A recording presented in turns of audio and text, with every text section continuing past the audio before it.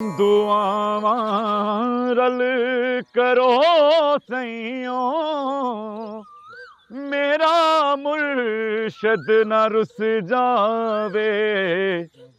दुआवां रल करो सैयों, मेरा मुर्शद न रुस जावे। बस कर रे। मेरी क्या तमाशा लगा के रखा है?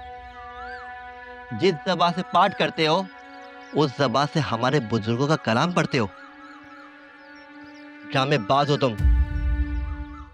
फिर क्या मुस्लिम ता क्या गैर मुस्लिम। ये फर्क हम मिटाकर रहेंगे,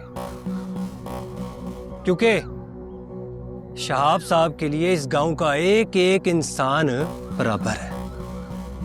मुस्लिम, गैर मुस्लिम, अमीर गरीब सब बराबर है।